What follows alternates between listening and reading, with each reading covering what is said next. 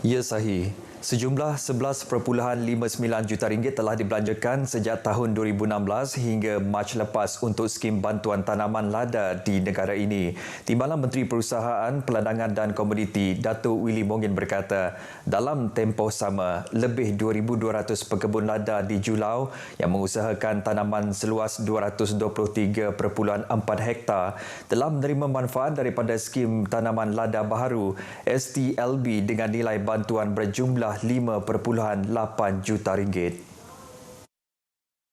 Selain itu, ujarnya pada tahun 2020 lepas, kerajaan turut memperkenalkan bantuan pakej rangsangan ekonomi prihatin untuk membantu pekebun kecil meneruskan kelangsungan hidup mereka susulan pandemik COVID-19.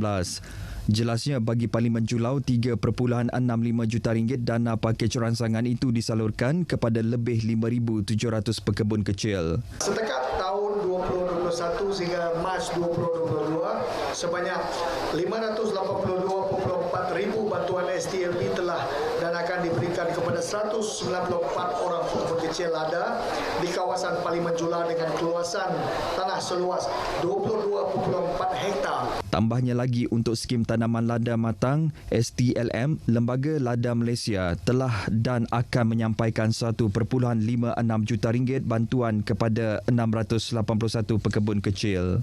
Datuk Willy bercakap pada sidang media selepas merasmikan program jelajah agrokomuniti keluarga Malaysia di Rumah Inting Nanga Lasi, Julau.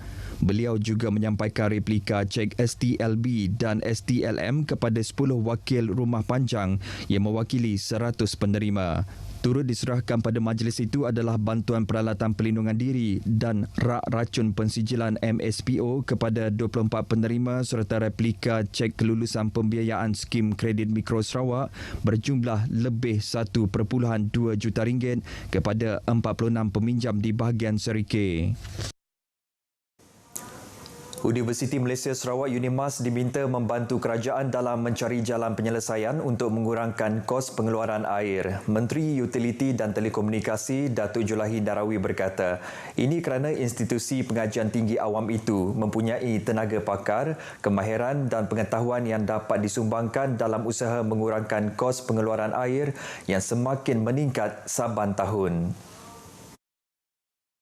Menurut beliau, kos pengeluaran yang tinggi adalah disebabkan pembelian bahan kimia seperti klorin yang terpaksa diimport dari luar negara dan pihak kerajaan tiada kuasa untuk mengawal harga bahan tersebut. Selain itu, ujarnya kerajaan tidak dapat mengawal kos alat ganti untuk proses penyelenggaraan yang menyumbang kepada kos penyelenggaraan yang tinggi. Datuk Julahi juga mendedahkan pengeluaran air bersih dan terawat adalah memerlukan tenaga kerja pakar yang turut melibatkan pembayaran gaji yang tinggi serta meningkatkan kos pengeluaran air. Kos pengeluaran air pada masa ini adalah sekitar RM1.11 per kubik meter dengan tarif air bersubsidi 61 sen. Jelasnya, agensi pengeluaran air bersih tidak dapat mengaut keuntungan dengan kadar sedemikian kecuali terdapat penggunaan oleh pihak industri atau perkilangan. Sehubungan dengan itu, Datuk Julahi berharap UNIMAS menerusi kepakaran yang dimiliki mereka dapat membantu kerajaan untuk mengurangkan kos pengeluaran air yang merupakan keperluan utama masyarakat. Beliau menyatakan demikian dalam sidang media selepas majlis menandatangani Memorandum Persefahaman MOU dengan UNIMAS di Kota Samarahan. MOU ditandatangani oleh Datuk Julahi mewakili kementerian beliau dan UNIMAS diwakili oleh Naib Chancellernya Profesor Datuk Dr. Muhammad Kadim Soaidi.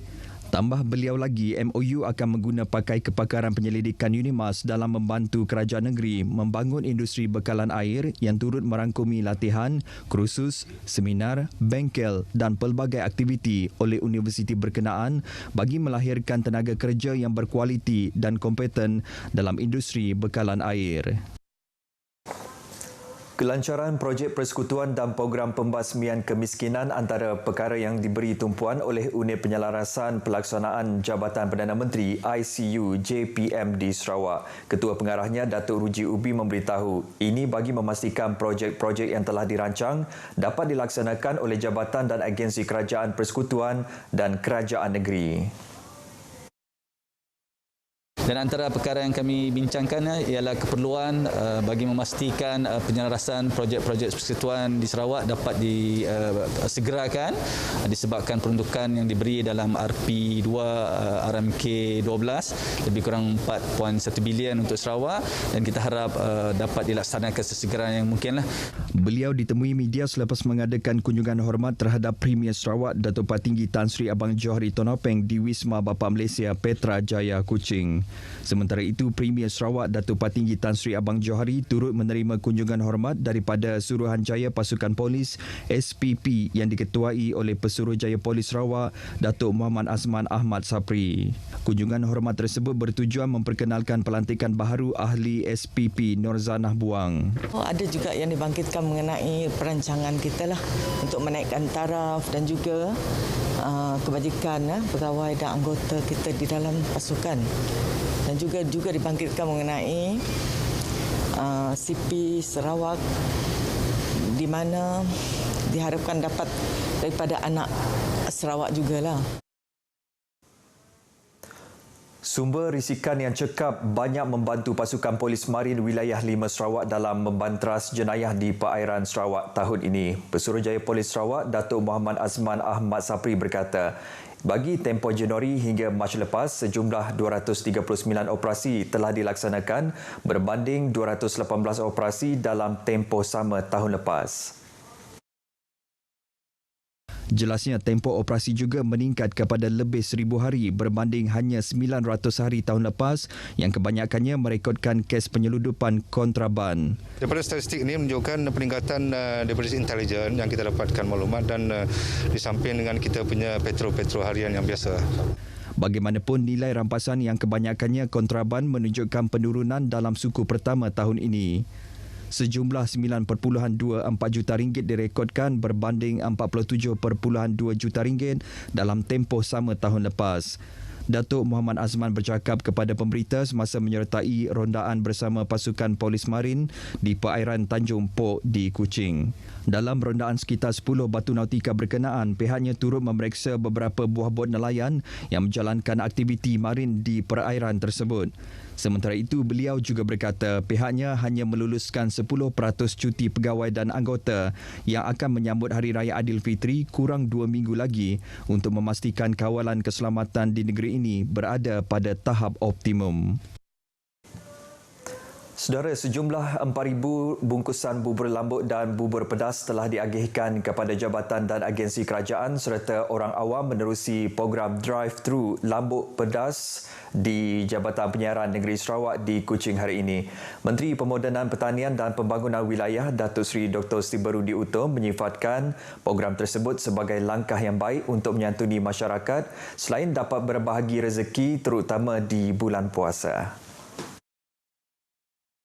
Beliau menyeru Jabatan Kerajaan Negeri mahupun Persekutuan untuk melaksanakan program yang serupa kerana selain dapat berkongsi rezeki, ia terus mengekalkan pematuhan prosedur operasi standard semasa penganjuran sesuatu majlis.